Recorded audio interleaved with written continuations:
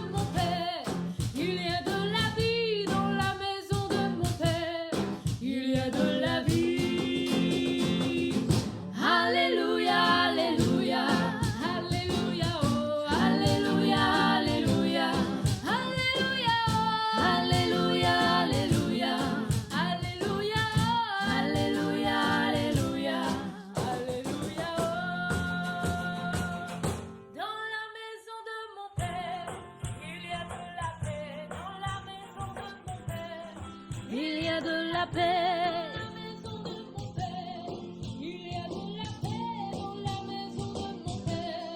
Il y a de la paix. Alléluia, alléluia, alléluia, oh, alléluia, alléluia, alléluia, oh, alléluia, alléluia, alléluia, oh, alléluia, alléluia, alléluia, oh. Alléluia, alléluia.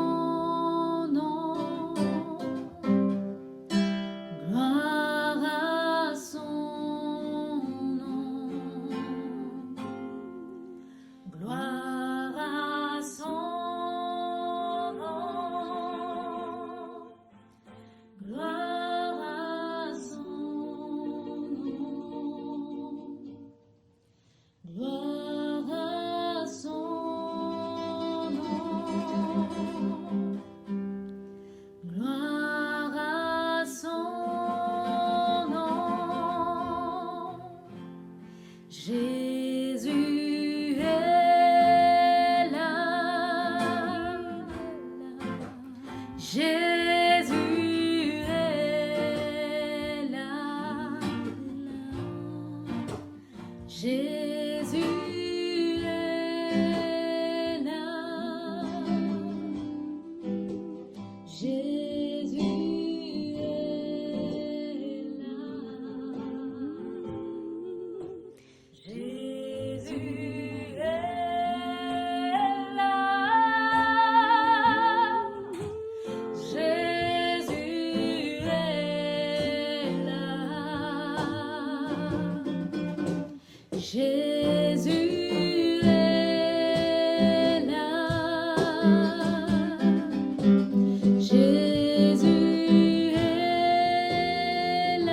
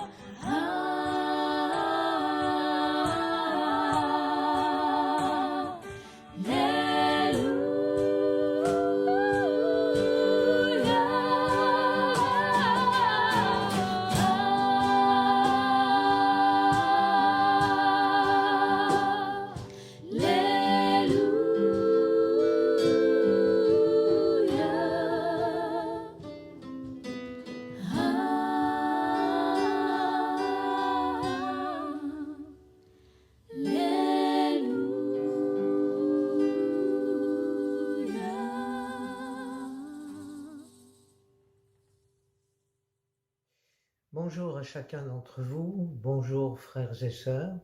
J'espère que cette vidéo vous trouvera tous en bonne santé. Et je pense que vous l'êtes, étant donné que je n'ai pas d'écho négatif à votre sujet. Chaque fois que vous me téléphonez, vous me dites « tout va bien, nous aussi, rassurez-vous. Sagra et moi, nous allons bien, notre famille aussi va très bien, personne n'est malade. » Et nous remercions Dieu pour la grâce qu'il nous accorde. Aujourd'hui encore, c'est le jour où nous nous réunissons ensemble, à la même heure, même si, quand je dis ensemble, nous ne sommes pas côte à côte, bien loin de là, nous sommes chacun dans nos foyers respectifs, prêts à écouter la parole de Dieu, prêts à savoir ce que Dieu veut nous transmettre aujourd'hui. Alors j'attire votre attention sur le fait que Dieu est celui qui conduit mes pas et qui me permet aujourd'hui encore de pouvoir partager la parole de Dieu avec vous, de nous permettre à chacun de réfléchir à ce qui doit être mis en place afin d'aller plus loin avec notre Père, avec notre Seigneur et de pouvoir nous réjouir ensemble. Alors j'aspire bien entendu à ce que nous puissions nous rencontrer tout à nouveau. On prie pour ça, on dit Seigneur ouvre les portes parce que jusqu'à présent tout est bien fermé. Mais ça n'empêche que nous conservons l'espoir et nous nous instruisons de ce que nous vivons. Par rapport à l'organisation, je voulais remercier aussi tous ceux qui s'attellent durant toute la semaine à pouvoir réaliser ces vidéos. Et pour les Little Lamp, pour les études bibliques qui vont arriver, pour les les promesses que ça réalise, et surtout, parce que c'est la plus grosse part, c'est Ronnie qui l'a accompli, et c'est les montages vidéo, c'est la recherche. Parce que Ronnie ne se contente pas de faire les choses à moitié, il veut toujours aller plus loin pour que vous ayez une bonne qualité. Alors, c'est sa bénédiction pour vous. C'est sa bénédiction. Et Dieu ouvre des portes afin que Ronnie reçoive du matériel gratuitement pour que vous puissiez obtenir une qualité supérieure dans les vidéos et dans tout ce qui se fait.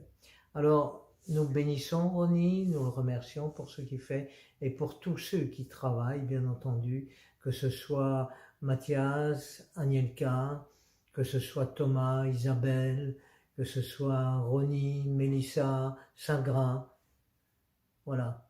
Et moi-même, c'est mon travail, c'est ce que Dieu m'invite à faire pour vous. Comme pour chacun des autres, bien entendu, je peux rendre la gloire aux hommes, mais je vais juste rendre la gloire à Dieu. Aujourd'hui, c'est dimanche, et il est 15h30. Et à 15h30, c'est l'heure du culte. Alors on va commencer par la prière, si vous voulez bien. Inclinons nos têtes, fermons nos yeux, mais en tout cas, soyons devant notre Père respectueux.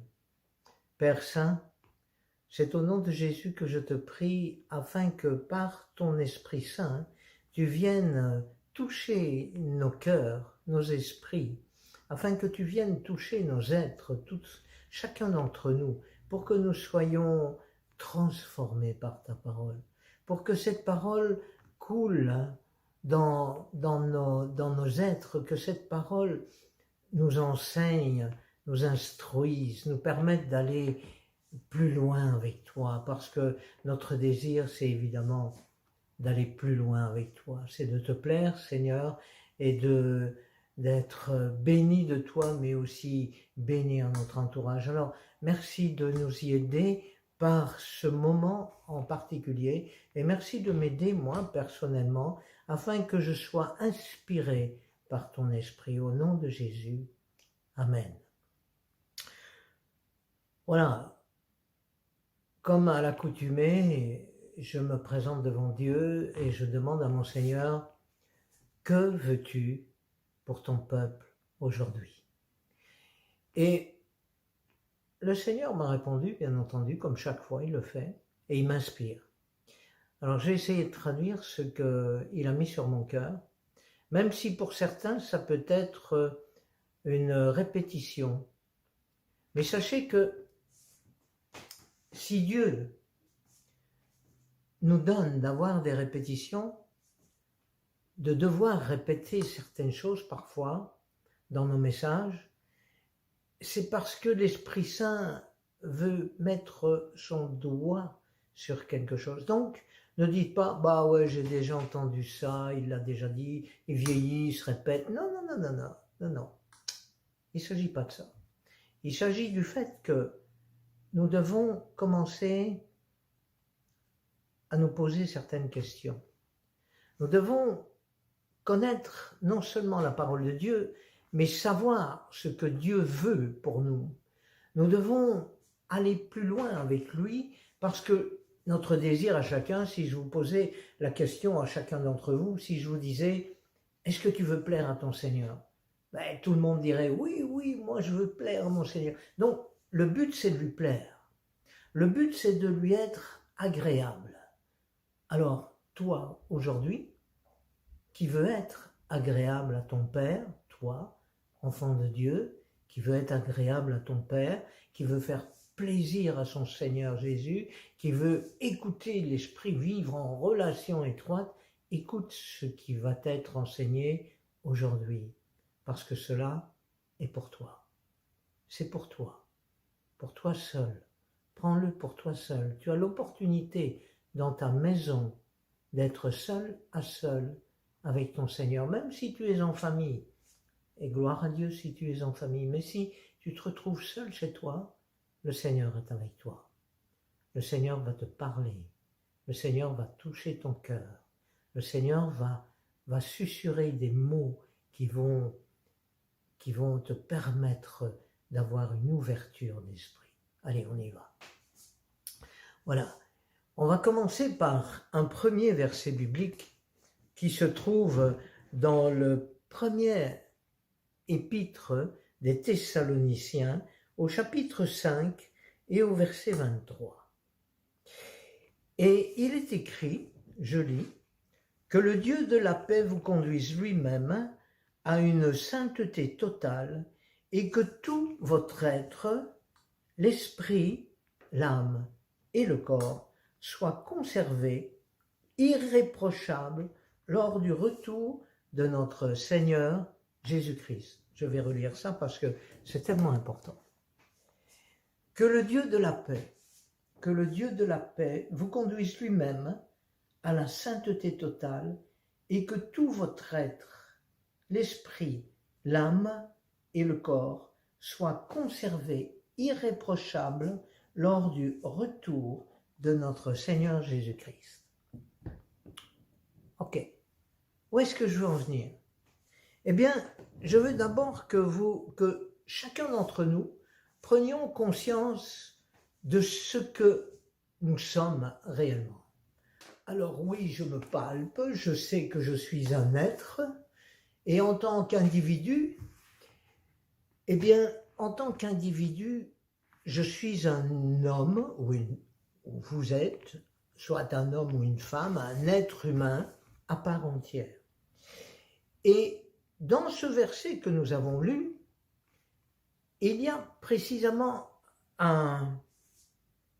une explication de qui nous sommes réellement.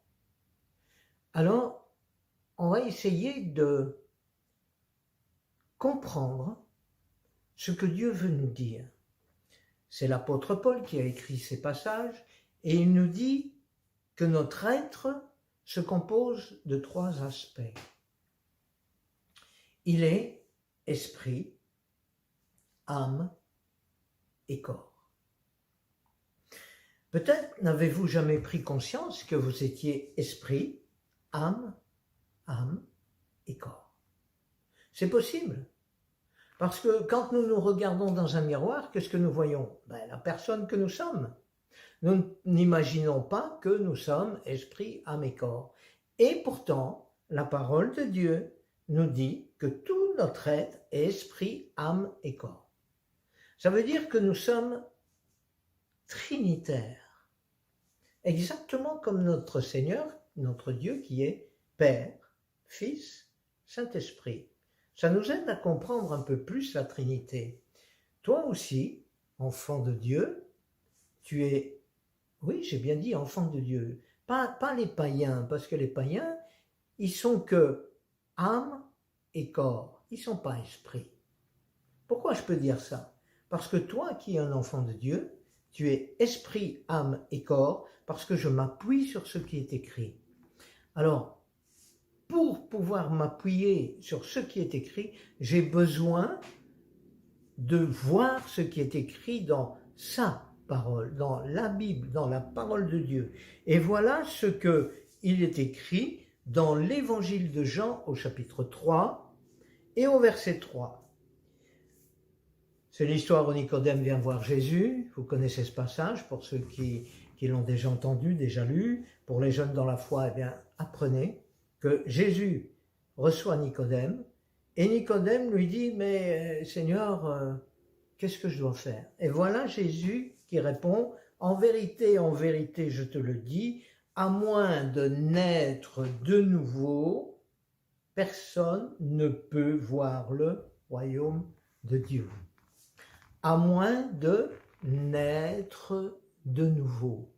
Le principe, quand nous en avons soupé du style de vie que nous menions, quand nous en avons goûté tout ce qui nous a entraînés vers nos échecs, vers nos ras-le-bol, permettez-moi de m'exprimer comme ça, vers tout ce qui nous a fait du tort, quand nous avons goûté aux choses du monde qui ne nous ont rien apporté de bénéfique ou très peu, eh bien, nous avons essayé de nous approcher de Dieu et nous l'avons invoqué dans notre vie. Nous avons dit, entre dans ma vie, je te demande pardon pour ce que je suis, pour mes péchés, pour la vie que j'ai menée, pour toutes les rébellions que j'ai pu t'opposer. Je te demande pardon pour tout cela et je te demande d'entrer dans ma vie et de changer ma vie. Sois mon maître dorénavant, conduis mes pas. Voilà, je schématise un peu, mais c'est comme ça. C'est comme ça, c'est dans les grandes lignes, dans le résumé, c'est comme ça que ça fonctionne. Et Jésus dit, il faut naître de nouveau. Naître de nouveau, c'est quoi? Eh bien, c'est se repentir de ses péchés, c'est recevoir la vie de Dieu en nous. Et quand il fait ça, il nous fait naître de nouveau, c'est-à-dire que notre esprit qui était mort, oui, vous avez bien entendu, notre esprit qui était mort vient à la vie. Et c'est une résurrection. C'est ce type de résurrection, quand nous recevons l'esprit, qui nous permet de naître de nouveau. Alors nous naissons, nous découvrons Dieu, nous découvrons les choses que Dieu fait, c'est extraordinaire, nous découvrons une relation vivante avec Dieu, non pas une relation religieuse, mais une relation vivante. Certaines personnes sont guéries, d'autres sont vivement touchées, d'autres vivent des expériences particulières et se rendent compte que Dieu se révèle à eux tout simplement parce qu'ils ont fait une démarche et ils naissent de nouveau. Alors la nouvelle naissance, elle peut s'arrêter là. Elle peut s'arrêter là. Mais elle peut aller plus loin si toi, tu décides d'aller plus loin. La nouvelle naissance va t'entraîner à découvrir le péché et à y mettre un terme. La nouvelle naissance va te permettre de découvrir que Dieu est réellement vivant et que ce n'est pas un mythe, et va te permettre aussi de le découvrir de plus en plus, et il va répondre à tes besoins. Et en répondant à tes besoins, tu vas découvrir que Dieu est vivant. Donc plus tu découvres qu'il est vivant, plus tu sais que tu peux compter sur quelqu'un, plus tu es rassuré et plus tu es heureux. Mais ça ne s'arrête pas là. Et on va continuer, on va aller un peu plus loin. Le fait de naître de nouveau, c'est-à-dire que notre esprit ressuscite, et quand je fais ça, c'est pas là que je devrais faire, l'esprit il est en nous, il est pas là, il est là. Donc l'esprit est en nous, l'esprit, et nous sommes touchés par l'esprit, et notre esprit prend vie, parce que le seul moyen d'avoir une relation avec Dieu, c'est par l'esprit. Il est dit que Dieu est esprit, et qu'il faut que ceux qui l'adorent en esprit et en vérité. Pourquoi je peux me permettre de dire ça? Eh bien parce que on va lire ensemble encore un autre verset qui atteste, qui confirme ce que je dis, et qui se trouve en Éphésiens chapitre 2 et au verset 18. Il dit à travers lui, c'est-à-dire à travers Jésus, en effet, nous avons les uns et les autres accès auprès du Père par le même esprit. Le mot qui m'intéresse, c'est accès par l'esprit. Ça, c'est intéressant. Quand je sais que j'ai un accès auprès du Père par l'esprit, je sais que Dieu m'entend.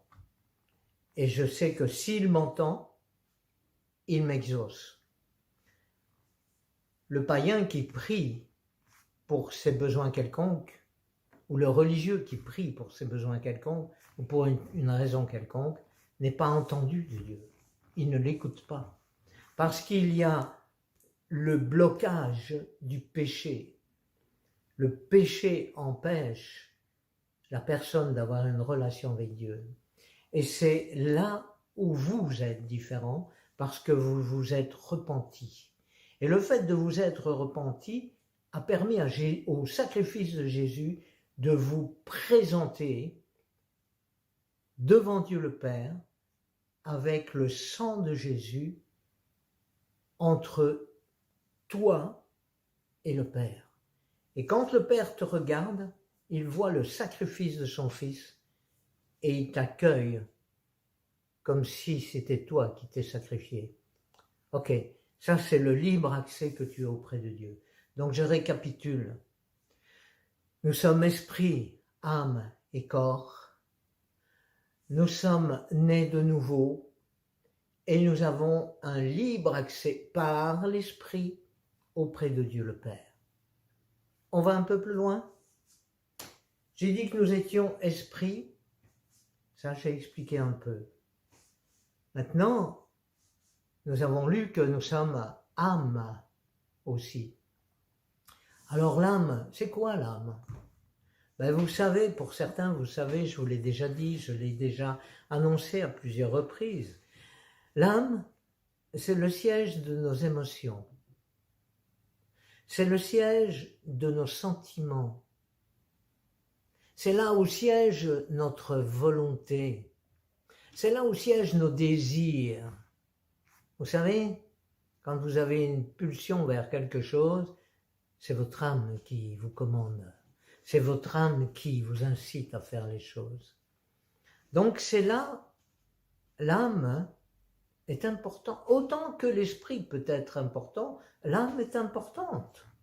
Parce qu'il n'y a pas lieu de dissocier les choses. Nous sommes trinitaires, esprit, âme et corps.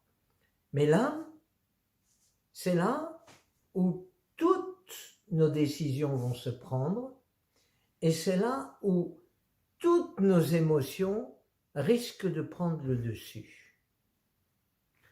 Voilà pour l'âme. Vous savez, quand vous réagissez d'une manière ou d'une autre, soit que vous vous mettez en colère, soit que vous êtes fâché après quelqu'un, soit que vous avez des sentiments aimables à l'égard de n'importe qui ou n'importe quoi, soit que vous êtes touché dans vos sentiments, dans vos émotions, parce que il y a une situation qui vous convient et qui vous affecte, soit que vous voyez quelque chose qui vous fait pleurer ou quelque chose qui vous fait rire, soit il y a quelqu'un qui par son attitude est agréable avec vous ou désagréable avec vous, et vous allez réagir parce que votre âme a des sentiments et que c'est le siège de votre vie propre, c'est l'âme. L'âme.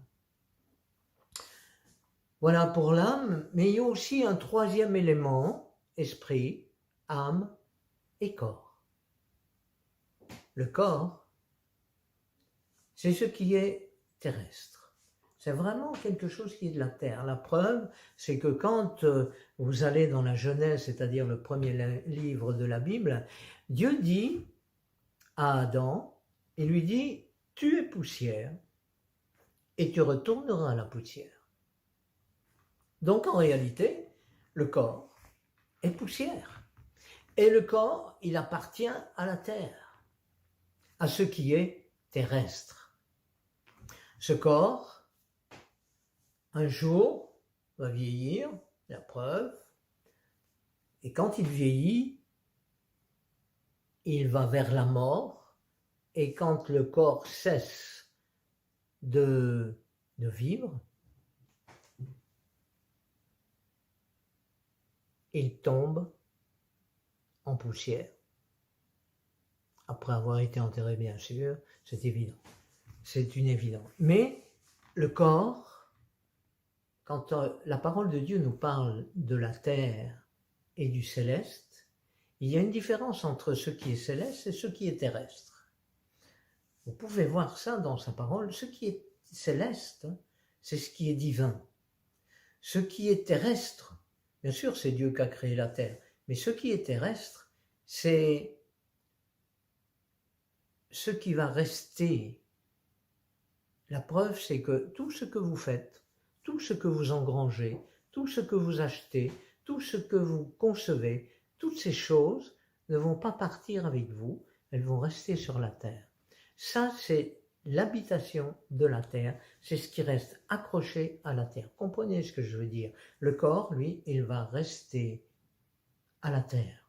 Il ne va pas changer, sauf quand Jésus enlèvera son Église, je vous entends déjà pour ceux qui contestent, sauf quand Jésus enlève son Église, il enlève ses enfants vivants, il les enlève exactement comme lui quand il est monté au ciel, il les enlève vivants et à ce moment-là, il est dit que nous aurons un corps de gloire. Ce ne sera plus le même.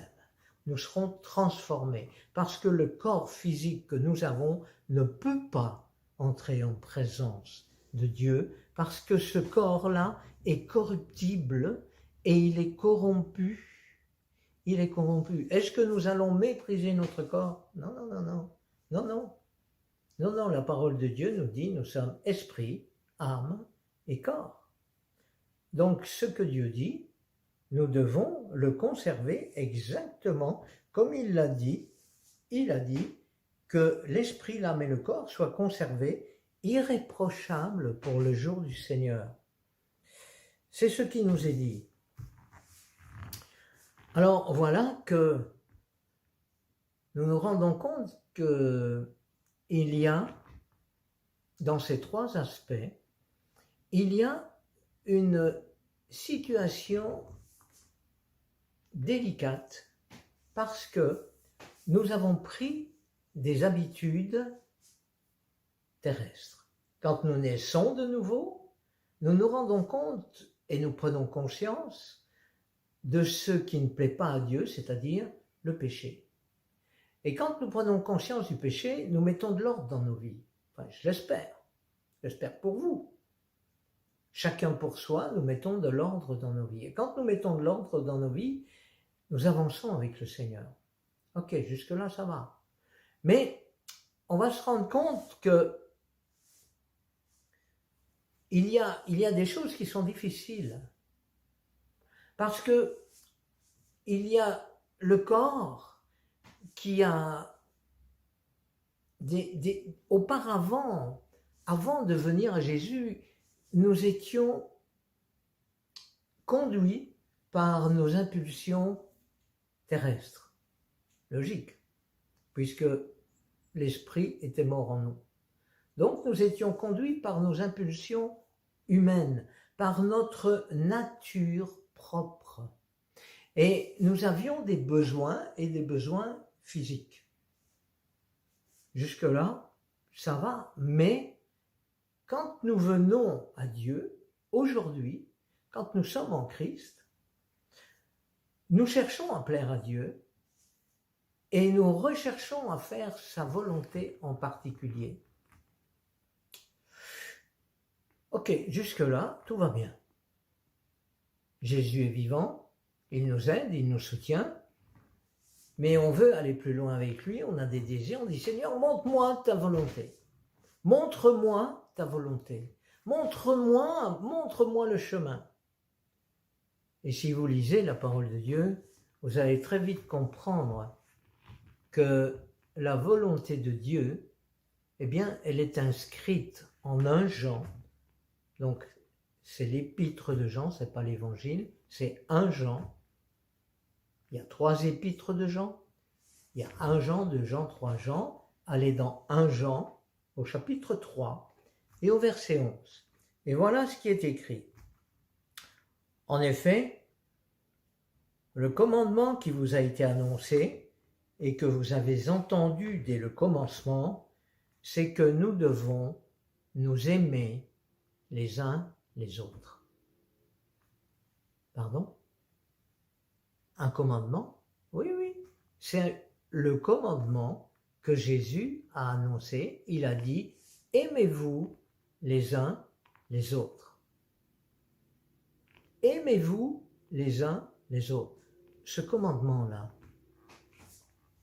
c'est vraiment dans la volonté de Dieu. Ce que Dieu veut pour toi qui recherches à faire sa volonté, eh bien, c'est de commencer à aimer ceux qui appartiennent vraiment à Christ. Quand il dit « aimez-vous les uns les autres », il ne parle pas des païens, il parle des enfants de Dieu. Aimez-vous les uns les autres. Tu veux faire la volonté de Dieu, tu recherches à faire la volonté de Dieu, tu veux aller plus loin, voilà ce que Dieu dit. Aimez-vous les uns les autres. Oh, oui, mais quand tu vois des gens qui sont insensés, même des chrétiens qui sont insensés, est-ce que tu as envie de les aimer? Ou as-tu plutôt envie de les juger? Alors si tu les juges, tu les condamnes. Donc tu ne leur permettras pas d'avancer avec toi, tu vas juste les rejeter, les repousser, parce qu'il y en a qui sont parfois insupportables. Alors, aimer, c'est pas seulement se faire un bisou le dimanche matin ou le dimanche après-midi. Aimer, c'est plus que ça. Aimer pour le corps, pour notre nature propre, aimer, c'est synonyme de la croix. Vous savez, la croix, c'est le supplice, c'est la mort. Jésus est allé à la croix, il a été supplicié, il a été mis à mort.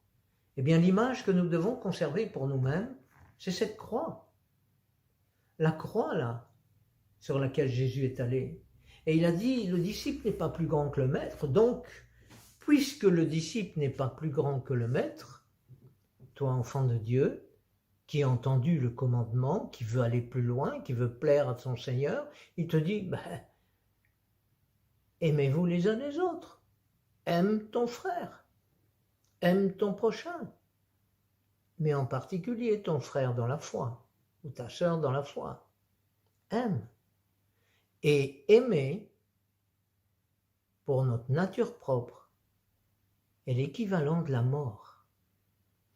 Par contre, pour l'Esprit de Dieu, c'est l'équivalent de l'obéissance. Alors, on voit très bien dans le conseil que l'apôtre Paul nous donne à chacun on va prendre la Bible, dans Galates au chapitre 5 et au verset 16, il dit « Voici donc ce que je dis ». L'apôtre Paul nous dit « Voici donc ce que je dis.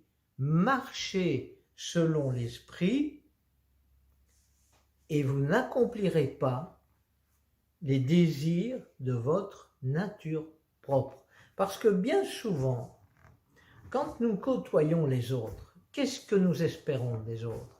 Ou plus exactement, qu'est-ce que notre nature propre espère des autres? Elle espère de recevoir. Vous me direz non, non, non. Si, si. Si vous me dites non, non, c'est parce que vous ne vous connaissez pas encore. Mais dans la nature, je parle de la nature propre. Je ne parle pas de l'esprit, je parle de la nature propre. La nature propre attend qu'on s'intéresse à nous. Alors que l'esprit nous dit, intéresse-toi à lui ou à elle. Si tu t'intéresses à l'autre, honnêtement, sincèrement, pas hypocritement, pas pour savoir les petits secrets des gens, mais juste pour voir si tu peux aider.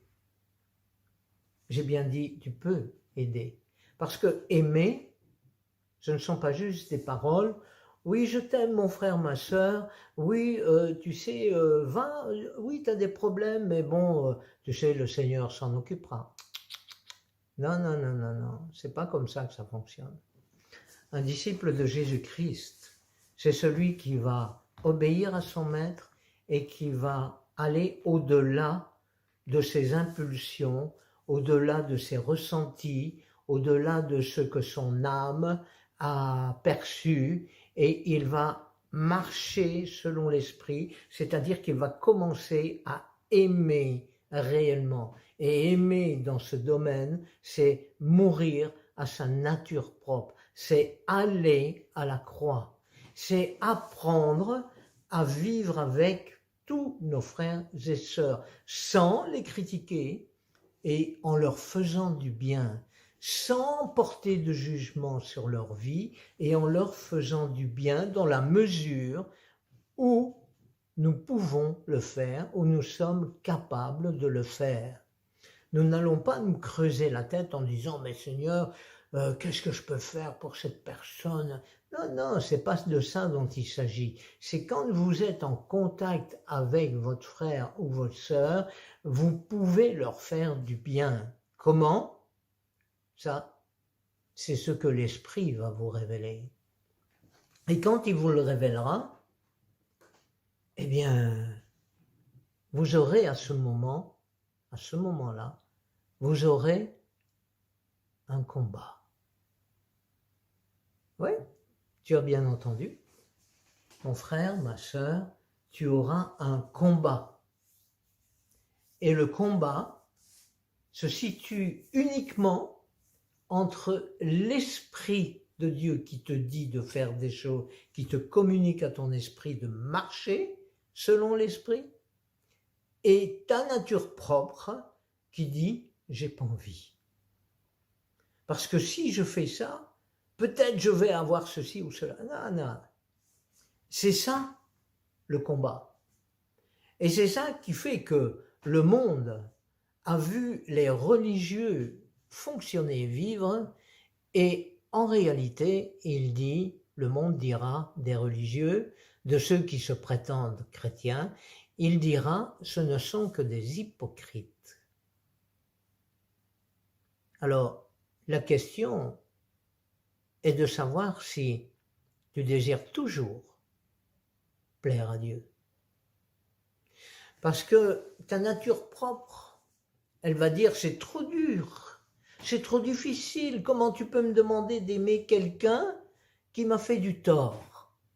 Ah, il m'a fait du tort, comment puis-je continuer à aimer une personne comme celle-là? Parce que dans ta nature propre, tu seras vexé, tu seras lésé, tu seras frustré. Et le fait de vivre ces sentiments, qui, je te le rappelle, se situent dans ton âme, eh bien le fait de vivre ces sentiments va te faire retourner vers ta nature propre. Et il y a un risque, parce que si quelqu'un, à ton sens, t'a fait du tort, si parfois les gens ne s'en rendent même pas compte qu'ils vous font du tort, ou qu'ils vous ont frustré, ils s'en rendent parfois pas compte, ça arrive, c'est pas forcément volontaire, mais si tu constates cette chose et que tu dis non, non, il me doit ou elle me doit ou ils ont eu tort et tant qu'ils n'auront pas réparé, je ne plierai pas de genoux. Hey, c'est pas de ça dont Dieu te parle. Il dit aime. Aime. Parce que tant que tu résistes dans ta nature propre, tu manifestes de l'orgueil et de la rébellion contre Dieu. Et tout à l'heure, on disait que tu voulais plaire à Dieu. Et là, maintenant, il y a de la rébellion. Et peut-être tu comprends pas. Peut-être n'as-tu pas saisi que le fait de ne pas obéir est de la rébellion. Mais oui. Obéir, c'est quoi obéir? C'est faire ce que Dieu nous demande de faire. Alors oui, il y a des situations qui sont difficiles, qui sont parfois douloureuses, mais si tu diminues un peu plus dans ta vie par rapport à toi-même, c'est-à-dire si tu ne te prends pas pour le meilleur de la terre, où tout le monde te doit tout, à partir de ce moment-là, tu vas pouvoir entrer dans le domaine de l'obéissance. Tu vas pouvoir aimer, malgré que l'autre, tu ne l'apprécies pas, mais tu vas aimer, et tu vas lui faire du bien, et tu vas aller plus loin, mais pour le faire, il faut que tu meures. Il faut absolument que ta nature meure. C'est valable dans tous les domaines de nos vies, d'enfants de Dieu. Il y a des choses que nous avons faites depuis tout le temps, que nous faisions depuis tout le temps. Et à un moment donné, Dieu nous interpelle sur cette chose et on dit mais je fais ça depuis toujours et c'est comme ça que je pense. Et sa parole nous montre le contraire. Que vas-tu faire avec ça? Tu vas le garder pour toi? Tu vas te cacher? Tu vas pas vouloir changer? C'est ta nature propre, ça. Tu vois le genre de combat que tous les enfants de Dieu rencontrent dans leur vie. Plaire à Dieu, c'est un prix. C'est le prix de la mort, c'est le prix de la croix. Nous ne sommes pas plus que le maître. Le disciple n'est pas plus que le maître. C'est Jésus qui l'a dit. Et lui, il est allé à la croix pour toi. Et toi, tu veux pas aller à la croix? Oh, la croix, c'est un bien grand mot. C'est juste une image. Quand tu te décides à obéir, à ce moment-là, tu vois la différence. Et tu diras plus tard, tout compte fait, oui, bien sûr, il a fallu que je passe au-dessus, que je pardonne, il a fallu que je fasse les efforts nécessaires. Mais quand tu fais ça, toi tu grandis, toi tu t'approches de ton Dieu, toi tu lui fais plaisir, toi tu lui es agréable. C'est bien ce que tu voulais, être agréable à Dieu. Alors, ne te laisse pas faire. Ne te laisse pas faire par ta nature propre. Tu es esprit, âme et corps. Et ton esprit communique avec Dieu, a une relation avec Dieu. Et Dieu veut que tu sois heureux et heureuse. Si tu veux être heureux ou heureuse, tu n'as pas 36 chemins. Tu as juste un chemin.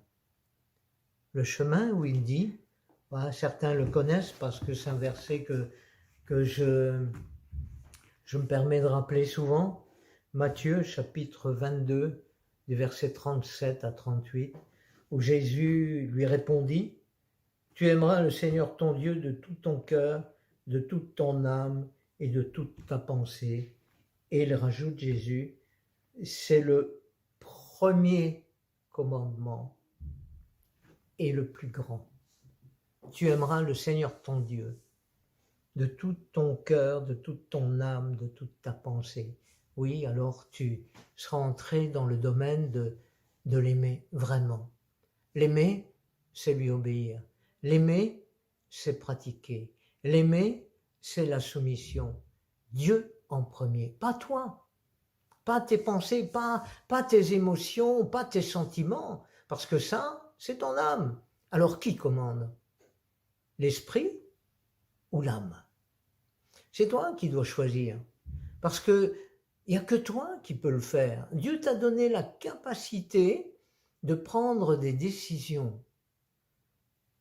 Et c'est là où Dieu te laisse libre de prendre tes décisions. Mais il faut que tu saches, les décisions que tu vas prendre vont t'entraîner soit vers l'échec, soit vers la réussite.